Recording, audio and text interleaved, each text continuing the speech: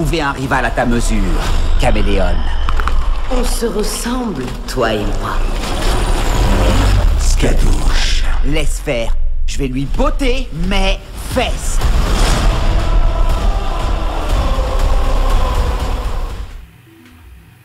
Bonjour à tous et à toutes, mes petits scarabées. Même s'il n'y a pas de scarabée dans Kung Fu Panda 4 et que le méchant est un lézard, mais bienvenue à vous dans cette première critique de la chaîne de l'année 2024. Voilà, on commence en avril, très tard, donc peut-être que 2024 sera l'année où je ferai le moins de critiques. Quoique, non, quand même, en 2020, j'avais fait, je crois en 2020, j'avais vu faire 5 critiques, 6 peut-être, hein. Je pense quand même qu'en 2024, j'en ferai plus. Voilà, mais c'est juste que si j'en ai pas fait depuis 3 mois maintenant, c'est parce que j'étais occupé avec les grosses vidéos de bilan 2023 au début de l'année, et aussi parce que pendant ces 3 premiers mois, il n'y a pas eu beaucoup de films, hein. D'habitude, il y a toujours les grosses comédies françaises qui sortent en février et tout, mais là, le plus gros film récent qui est sorti, c'est Dune 2, qui est sorti il y a 3 semaines, 1 mois, à peu près, début mars. Donc sinon, pendant ces 3 premiers mois, il n'y a pas eu énormément de films qui étaient sortis, et donc j'avais pas non plus envie de me forcer, en plus que j'avais beaucoup de vidéos à faire à parler de films dont j'avais pas envie de parler. Mais au final, on nous dit voilà, avec cette première critique de l'année, et on commence bien, parce que aujourd'hui, on va parler de Kung Fu Panda 4, voilà, film DreamWorks. Je parle de tous les films DreamWorks, sauf quand ils sont nuls, genre Ruby Lado Kraken. Et c'est pas des moindres, puisque c'est quand même le 4e film Kung Fu Panda. Kung Fu Panda, une des meilleures trilogies de DreamWorks, la meilleure trilogie en fait, avec Dragon. Enfin, mais comme Madagascar aussi, c'est excellent. Et Kung Fu Panda 2, qui est justement dans cette trilogie, c'est un des meilleurs films DreamWorks qui ait jamais été fait. Le 3 aussi est excellent. Et donc ce 4e film, qui arrive quand même 8 ans après le 3e, le 3e était sorti en 2016. Il y a beaucoup de choses à dire, déjà, avant de parler du film en lui-même, déjà autour du film, qu'est-ce que je pense du coup, puisque c'est le 4e film Kung Fu Panda a été annoncé il y a 1 ou 2 ans, je crois, et c'est vrai que c'est un peu particulier, parce que à part Shrek, qui a le droit à 4 films, tous les autres films, toutes les autres sagas DreamWorks, entre guillemets, c'était des trilogies. Justement, t'as eu 3 films Madagascar, 3 films Dragon et 3 films Kung Fu Panda, et avec le Kung Fu Panda 3 qui était sorti en 2016, on aurait pu penser que justement comme c'était le 3e film, ça allait être un peu la fin de la trilogie, donc la fin de l'histoire. Mais ils ont voulu en faire un 4e, parce que depuis quelques temps DreamWorks, leurs films rapportent moins d'argent qu'avant, donc du coup ils font des suites de grosses licences pour essayer c'est pareil avec le Chapeauté 2, pour essayer justement de se renflouer un peu les caisses. Donc du coup ce 4e film Kung Fu Panda, il pouvait un peu paraître comme étant un film de trop, film en plus, tu vois, qui est là uniquement pour apporter de l'argent.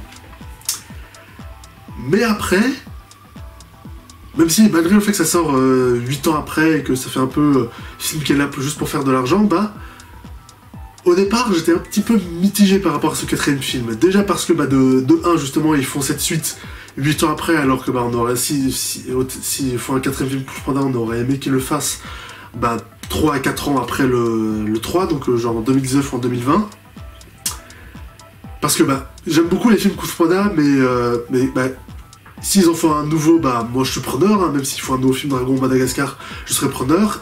Mais après, en même temps, ça me dérangeait pas vraiment de continuer la trilogie Kung Fu Panda, puisque le 3e Kung Fu Panda, contrairement à Dragon 3 ou Madagascar 3, il fait pas vraiment fin d'histoire, tu vois. C'est pareil aussi pour Shrek, hein, le Shrek 4 s'appelle Il était une fin, et il fait vraiment fin de saga, il conclut bien l'histoire de Shrek en plus, et il fait vraiment fin de l'histoire, même s'il va en faire un 5e, ça serait vraiment sacrilège pour le coup. Mais pour le coup, ça me dérangeait pas d'avoir un 4e Kung Fu Panda, parce que quand tu vois Madagascar 3, Bon baiser d'Europe, tu vois vraiment une fin d'arc pour les personnages, tu vois une fin d'histoire, tu vois qu'ils ont affiné un truc, qu'ils ont atteint un truc.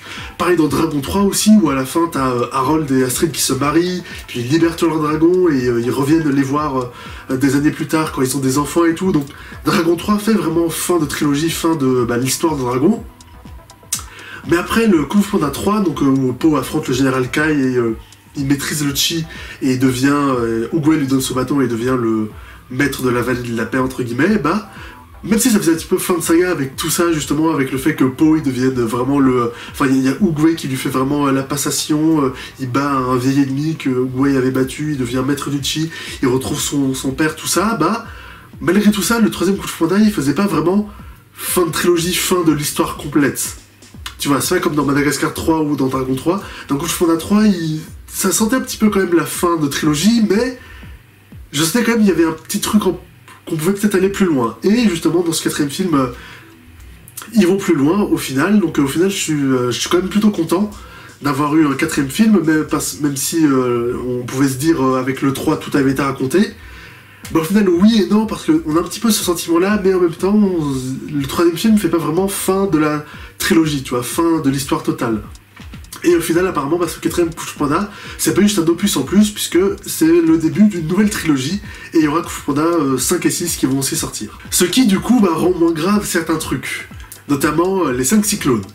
C'est que quand j'ai vu la bande-annonce, c'est que, je dis moi, mais moi, comme beaucoup de gens qui ont vu la bande-annonce, on s'est étonné du fait de la non-présence des 5 cyclones, et en effet, après avoir vu le film Kung Fu Panda 4, je peux vous le dire, ils sont à la fin pour le générique, mais sinon, pendant tout le film, ils sont pas là.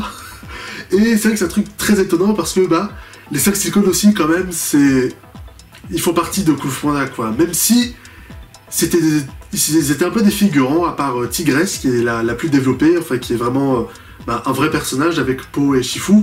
Les 4 autres, donc Maître Singe, Maître Vipère, Maître Mante et Maître Grue, c'est vrai qu'ils étaient un peu plus en retrait, c'est plus des personnages secondaires voire tertiaires que des vrais personnages, à part Tigresse, mais ils font quand même partie de Kung Fu Panda, tu vois, dans Kung Fu Panda 2, ils ont été là, quoi, ils ont accompagné Po dans la ville de Gongbun contre Shen, ils faisaient partie de l'équipe de Po, quoi, du guerrier dragon, quoi, ils étaient vraiment soudés, ils étaient vraiment une équipe, donc ils font vraiment partie du truc.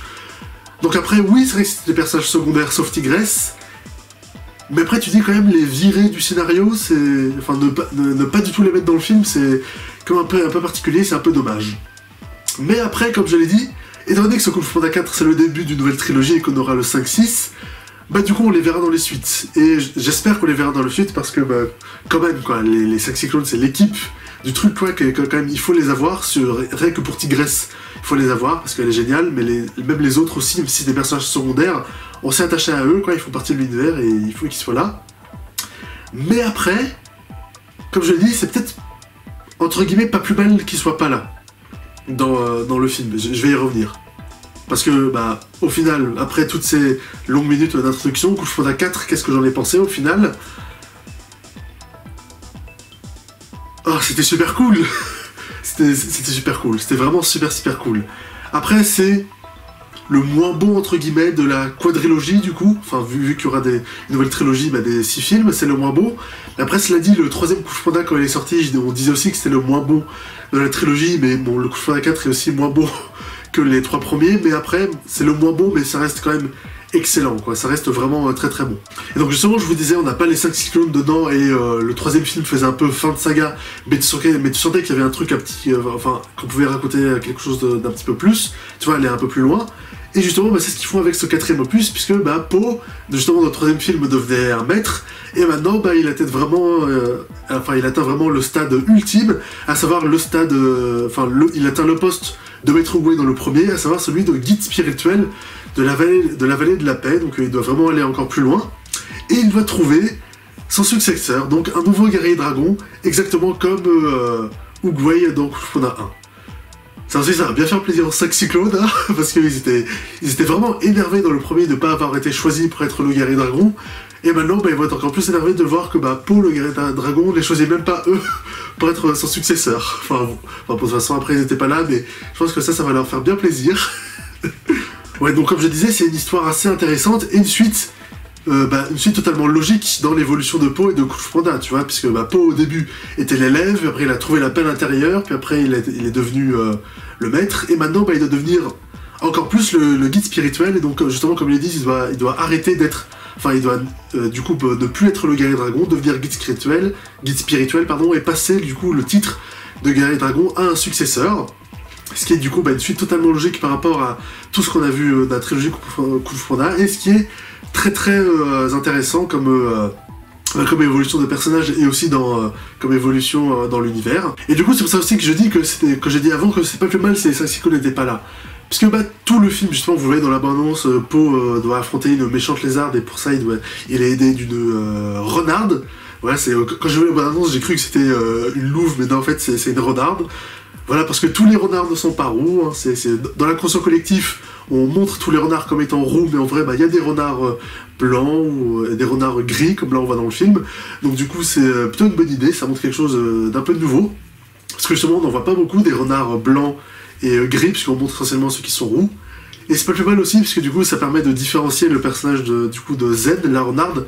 Ça permet de la différencier un peu de Nick Wilde dans Zootopie, puisque ils ont à peu près quasiment la même histoire, le même arc. Donc du coup, là, l'affaire grise au lieu de roux, c'est pas plus mal, puisque ça différencie un peu les personnages. Mais oui, comme je l'ai dit, c'est pas plus mal que les 5 cyclones ne soient pas là, puisque justement, toute l'histoire, tout le thème de Kung Fu Panda 4, c'est justement la passation de pouvoir de Poe justement, qui doit apprendre qui doit trouver un nouvel héritier, et qui doit apprendre à passer à autre chose, à changer, c'est tout le thème du film.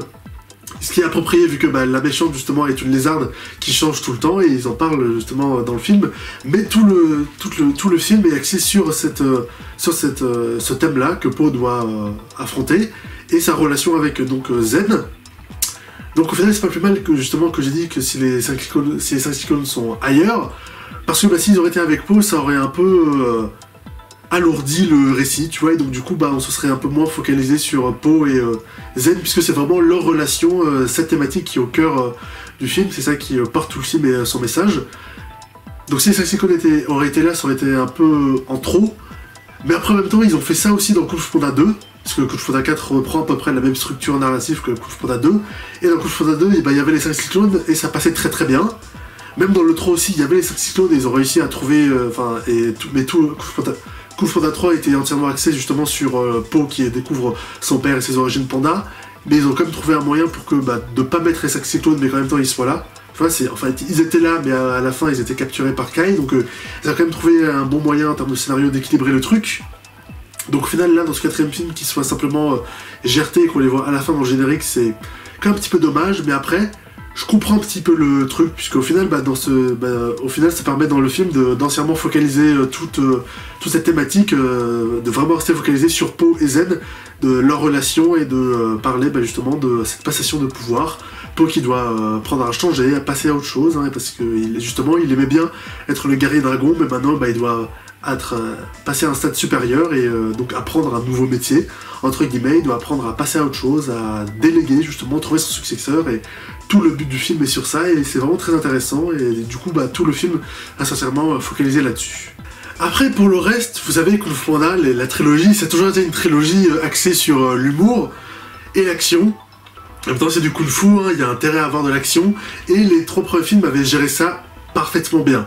Le 3ème film c'était le plus drôle des 3 qui était le plus porté sur la comédie et c'était excellent. C'est vraiment il est en termes de blagues et d'humour, moi, je crois que je revois le 3, je me marre toujours devant, c'est toujours excellent, je connais quasiment toutes les blagues par cœur et ça marche vraiment ultra bien en termes d'humour.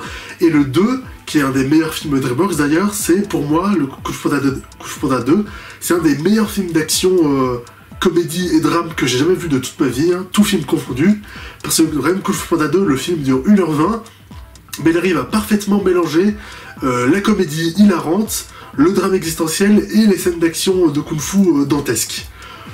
Donc, dans ce Kung Fu Panda 4, tu te dis quand même, est-ce qu'ils ont réussi à bien relever le défi, à bien prendre la suite de tout ça? Et au final, oui. Tout marche vraiment très bien. Comme je dis, le drame marche vraiment très bien, tout le côté existentiel et tout, passation de pouvoir, ça j'en ai parlé. Mais après, pour le reste, action-comédie dans le film, c'est vraiment excellent. La comédie, c'est toujours aussi drôle. Kung Fu Panda, c'est moins drôle que le 3 qui marchait vraiment super bien, mais ça reste toujours excellent en termes d'humour, et vraiment j'ai encore passé un super moment devant ce film. Toutes les blagues fonctionnent vraiment très très bien. T'en as une avec la lézarde qui attend la lune de sang où j'ai pas rigolé, mais sinon vraiment c'est la seule. Hein. Tout le reste des blagues, j'étais vraiment en train de rigoler, ça marchait super bien. Et en termes d'action aussi, encore une fois, c'est extraordinaire, c'est magnifique. C'est déjà aussi, ils ont un côté, ils ont voulu, avec le montage, la mise en scène, faire des trucs un peu plus stylisés. par rapport aux 3 premiers films, vous savez, il y a tous ces trucs de la bande-annonce où t'as 2 personnages qui sont en train de se foncer dessus et t'as tout d'un coup tout l'écran, tout le fond devient noir et t'as juste des coups de trait, des coups de pinceau comme ça colorés qui apparaissent pour créer des trucs un peu stylisés. C'est sympa, hein, j'ai pas fait ça dans les 3 premiers films et là du coup ça apporte un vrai plus et c'est vraiment pas mal, mais ouais, sinon les scènes d'action sont vraiment ultra fun, ultra cool, hein. La scène d'action hein, dans le bar qui est posée sur une falaise et qui penche et tout, comme ça c'est ultra bien joué. La course-poursuite dans les rues de la ville, Juniper City aussi, ça marche super bien, mais vraiment toutes les scènes d'action sont vraiment super cool. Les scènes d'action aussi au palais, avec les combats dans les souterrains ou dans les escaliers à flanc de falaise et tout, c'est excellent. C'est ultra fun, c'est ultra dynamique et non, c'est toujours ultra bien géré, on s'ennuie jamais devant ce film et les scènes d'action sont toujours assez incroyables. Je m'attendais peut-être à un peu plus de chi, parce que Po est devenu un maître du chi comme on a vu dans le film, et il a le bâton de maître Oogway, voilà, le bâton de Jade, et au final il l'utilise pas si souvent que ça dans le film. Bon, il se le fait voler au bout d'un moment, donc ça explique tout, mais moi je m'attendais quand même à un peu plus de bataille avec le bâton, tout simplement, et avec un peu plus d'utilisation du pouvoir du chi. Peut-être que ce sera dans les suites, mais je m'attendais un peu plus de ça. Mais après, ça marchait quand même super bien. Après, le combat final contre la caméléone, j'ai dit la lézarde, mais c'est une caméléone, le combat de fin, la manière dont ça se résout, pardon, j'ai trouvé ça un peu rapide, un peu facile, le coup final qui la met KO, je trouvais ça un peu rapide. Après ça marchait bien parce que ça servait à faire au personnage de Zen d'évoluer et de grandir en tant que personnage, tout simplement, ça lui permettait d'avoir une épiphanie. Mais je trouvais ça quand même un peu rapide et un peu trop facile, quoi, ça arrive un peu d'un coup. Mais après ça va, c'est pas non plus horrible, quoi, comme truc, ça va, quoi, ça marche quand même. Mais après c'est vrai que quand tu vois les fins des autres... quand tu repenses à la fin, au combat contre Po, contre Tai Lung, à la fin quand il fait la prise du doigt Wuxi, ou au combat contre Shen, contre Kai, c'est quand même, ça envoyait du lourd, quoi. Là c'est vrai, tu compares avec le combat contre la caméléone, t'as quand même un moment où elle fusionne les pouvoirs de tous les maîtres qu'elle a volés, elle se transforme en monstre géant, c'est génial, mais la manière où on la met KO, le coup final il est un peu bof, quoi, j'ai trouvé. Enfin bof, mais c'est un peu... ça manque un peu de grandiose, quoi, à la fin.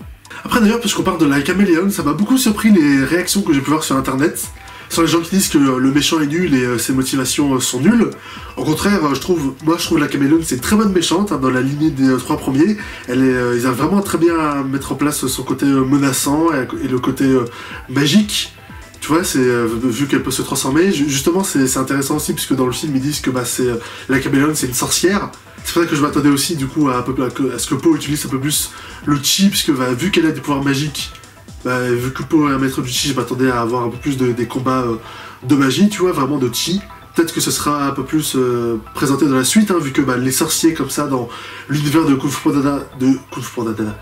Panda, les sorciers dans l'univers de Kung Fu Panda, la magie, on l'avait jamais vraiment évoqué, hein. Dans le 3 on évoque le chi, mais le chi c'est plus une énergie intérieure plus que vraiment de la magie. Là la caméléone, ils disent vraiment dans le film c'est une sorcière, et ça justement on l'a jamais évoqué dans la trilogie, donc peut-être qu'ils exploreront ça un peu plus dans la suite, hein, ça serait sympa, et peut-être qu'on aura un peu plus des combats avec de la magie dans les autres films, hein, ça serait vraiment plutôt cool. Mais pour revenir à ce que je disais, la caméléone, j'ai pas compris les critiques sur ce personnage sur internet, hein, puisqu'au contraire le personnage est très bien géré, mais les gens disent en gros que ses motivations sont nulles et sont trop simples, puisque en gros, pour vous dire, c'est la caméléone dans le film, en gros elle veut voler le pouvoir de tous les plus grands maîtres kung-fu du monde, parce que elle, on l'a rejetée de tous les centres kung-fu, personne voulait la prendre comme apprentie pour l'enseigner kung-fu, parce que les gens estimaient que c'était une lézarde et elle était trop petite. C'est quand même un peu particulier, hein, parce que tu vois qu'il y a Maître Mante, quand même, il est beaucoup plus petit qu'elle. T'as dans le Kung Fu Panda 3 aussi, t'as un maître, c'est un poulet. Maître poulet, et un poulet c'est plus petit qu'un... le poulet est plus petit qu'un lézard. Donc tu dis après, pourquoi est-ce qu'elle, on l'a rejetée? Mais après, on l'a rejetée justement parce qu'elle est trop petite, et donc du coup c'est pour ça qu'elle veut se venger. Mais c'est des motivations tout à fait compréhensibles, et je comprends pas du tout pourquoi les gens disent qu'elle est nulle, alors que, je suis désolé, hein, mais vous regardez aussi les 3 premiers méchants, les 3 premiers films Kung Fu Panda, leurs motivations sont pas non plus nuancées, plus évoluées que elle, hein. Tai Lung, lui, tout ce qu'il voulait, c'était voler le rouleau du dragon et devenir le guerrier dragon parce qu'on lui avait volé cet honneur-là. Shen dans le 2, il voulait conquérir toute la Chine, et Kai dans le 3, il voulait récupérer le chi de tous les plus grands maîtres du monde pour être le plus grand guerrier de chi du monde. Ouais, c'était ça leur motivation. Hein. On peut pas vraiment dire que ce soit des motivations non plus, beaucoup plus évoluées que celles de la caméléone. Je comprends pas trop pourquoi tout le monde tombe sur le dos de la caméléone et dit qu'elle est nulle, alors que, je suis désolé, mais en termes de motivation, c'est du même niveau que les 3 premiers. Mais c'est juste que les 3 premiers méchants de Kung Fu Panda, forcément, ils sont sortis il y a 10 ans, hein, voilà. Le Kung Fu Panda 3, c'était il y a 8 ans, Kung Fu Panda 2, c'était il y a 13 ans, Kung Fu Panda 1, le premier, c'était il y a 16 ans, hein. Donc forcément, quand vous avez vu ces films, vous étiez enfant, hein, vous aviez 8 ans, et forcément, comme le temps a passé, vous avez eu le temps d'apprécier ces personnages. Tai Lung, c'est devenu un mème, hein, carrément, le général Kai, tout le monde parle de son thème musical qui est trop bien, mais en vrai, je suis désolé, leurs motivations sont pas non plus développées ou plus originales que celles de la caméléone. Je pense que c'est forcément à cause de la nostalgie, mais la caméléone aussi, je suis sûr que dans 8 ans, tout le monde parlera d'elle comme un méchant ultra nuancé, hein, c'est sûr. Je pense que j'ai fait le tour de tout ce que j'ai dit, hein. En gros. J'ai fait le tour, hein. J'ai parlé de tout. Encore une fois, hyper bon film Kung Fu Panda. Si vous avez aimé les 3 premiers, je vous conseille d'aller voir ce 4e film. J'étais un peu sceptique, mais au final, je suis quand même très satisfait de ce que j'ai vu, hein. Ça marchait bien, même si c'est moins bien que les 3 premiers, mais après, comme je l'ai dit, je pensais aussi à la même chose du 3e que je trouvais moins bon que les 2 premiers, mais au final ça passe quand même, hein. Aujourd'hui Kung Fu Panda 3 c'est un de mes films, c'est le film DreamWorks préféré, ça marche super bien, et au final ce 4e Kung Fu Panda il marche vraiment très bien, et il met vraiment, je pense que si je le trouve aussi un peu moins bien, c'est peut-être aussi parce qu'il il fait un peu épisode de transition, parce qu'il est là pour amener une nouvelle trilogie, donc on aura Kung Fu Panda 5 et 6, et on va un peu plus développer leur relation, leur histoire, et avec à la fin, Po qui tire véritablement sa révérence, peut-être même qui rejoindra le monde des esprits, avec Maître Shifu, hein, qui va peut-être aussi mourir, hein. Je pense que ça va arriver, hein, dans le Kung Fu Panda 5 ou 6, pour vraiment créer un moment d'émotion, et pour vraiment faire évoluer l'histoire. Mais donc du coup, ce Kung Fu Panda 4, ça fait un peu épisode de redémarrage, de transition, vu que le 3 était sorti il y a 8 ans, mais après aussi, comme je l'ai dit, je trouve aussi que le montage, le film va peut-être aussi un petit peu vite dans son montage, tu vois, dans les péripéties qui se suivent, ça avance peut-être un petit peu vite. Mais après, cela dit, le Kung Fu Panda 2 aussi, elle est quand même pas mal vite aussi, vite, il fonçait quoi, il allait à l'essentiel, puisque tout le film est axé sur de l'action et sur arrêter chaîne. Mais après je trouvais quand même que dans le 2 c'était quand même un peu mieux géré, t'avais quand même plus des moments de pause. Là dans Kung Fu Panda 4, ça allait quand même peut-être un petit peu trop vite à certains moments. Mais après j'ai vu qu'une seule fois, hein, faudrait que je le revoie. Et je pense que je le reverrai au cinéma, hein, ça c'est sûr. Hein, tous les films DreamWorks que j'adore, je vais toujours les revoir plusieurs fois au cinéma. Hein, déjà l'année dernière, les Bad Guys, il y a 2 ans, les Bad Guys, je l'avais vu 4 fois au cinéma. Le Chapeauté 2 aussi, je suis allé le revoir 3 fois au cinéma. Donc Kung Fu Panda 4 aussi, j'irai le revoir, ça c'est sûr. Mais malgré tous les petits trucs que je trouve un peu bof ou un peu ratés dans le film, ça restait quand même un super bon kiff, quoi. C'est vraiment dans la ligne des 3 premiers. Allez le voir, je vous le recommande à 100%, c'était vraiment excellent. Et voilà, cette vidéo est terminée, merci à vous d'avoir regardé jusqu'au bout. Oui, voilà, cette vidéo est terminée, merci à vous de l'avoir écouté jusqu'au bout, ça fait très plaisir. Je suis très impatient de voir du coup les futurs Kung Fu Panda 5 et 6, et les futurs DreamWorks aussi, hein, parce que justement quand je suis allé voir Kung Fu Panda 4 au Grand Rex, ils ont passé la bonne annonce du nouveau DreamWorks qui sortira aussi en 2024, qui s'appelle Le Robot Sauvage, qui a l'air aussi super cool, hein, et que j'irai voir, et dont je ferai sans doute la critique, hein, puisque je parle de tous les films DreamWorks. Mais ouais, je suis très confiant pour le futur, et j'ai très hâte de voir ce qui se profile. Et si ma vidéo vous a plu, dites-moi vous aussi dans les commentaires qu'est-ce que vous en avez pensé de ma vidéo et du film. N'hésitez pas à partager ma vidéo sur les réseaux sociaux et à vous abonner pour ne pas manquer mes prochaines vidéos. Salut!